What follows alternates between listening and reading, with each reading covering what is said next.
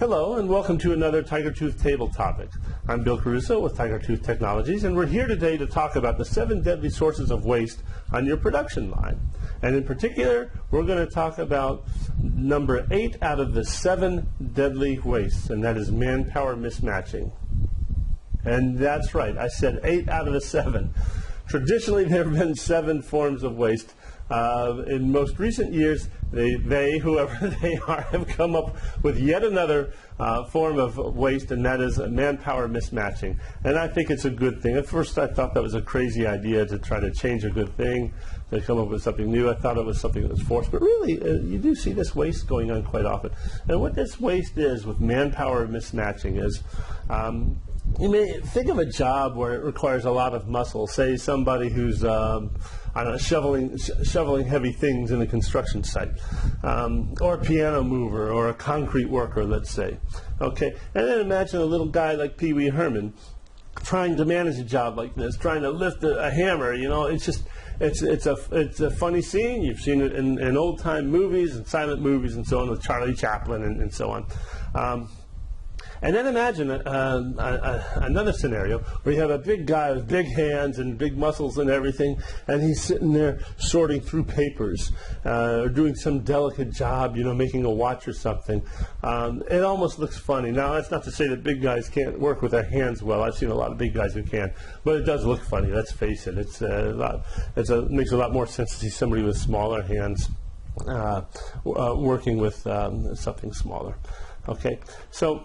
Okay, now I realize that these are almost politically correct, incorrect stereotypes, but you get the picture, I hope. We're not going to worry about PC here. Just I've had enough of that in my life. There's a fellow by the name of Winslow Taylor who made a series of these stereotypes to begin time motion studies in the 1900s. Fascinating person to look up. Winslow Taylor. Look up his personal life. One of the most bizarre, obsessive compulsive human beings you will ever look at. But more to the point of the subject, though, is that people are different physically, but also they're different in terms of their mental capabilities. Not everybody's the same. You got some people who are smarter than others. You just have to face it. People may not like that, but it's true. So you have the same problem with intelligence. You have some people who are working a job where it takes a lot of intelligence, and you know, you've seen them.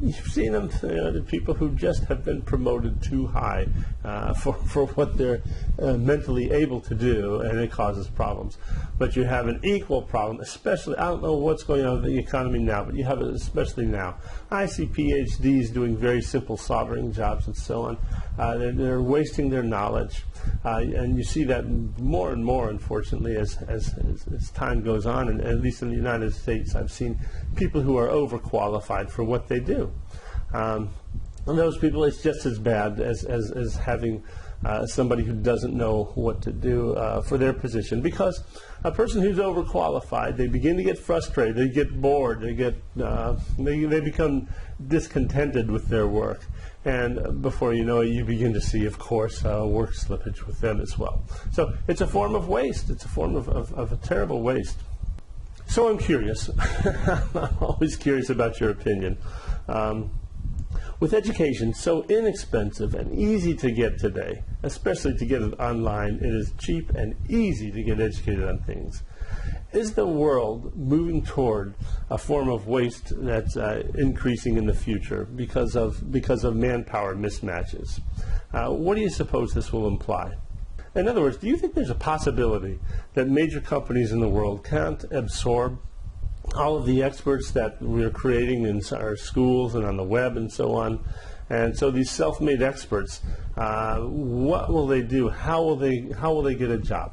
Are we moving toward possibly a society where we have to create our own jobs, where we're moving toward a consultant society? I'm curious. This is more of an economic question than anything else. I'm definitely not qualified to talk about economics, but many of you are, and so I'm curious to hear what your opinions are. I'm curious to hear what you've run into, what you've seen. As always, And please leave out company names, people's names, and so on. We want to protect the innocent, and most especially to protect the guilty. We don't want any lawsuits, right? Don't worry, I'll cut out the names if you accidentally mention them. I'd be very curious to hear from you on this. At Tiger Tooth, we're really interested in seeing your postings. The more that you contribute, the more that other people will read and contribute. The more that they read and contribute, the more that you can read and learn.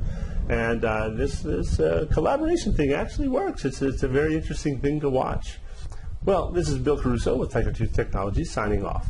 Had a good time talking with you today, and I look forward to talking with you in the future about other issues regarding manufacturing. Take care.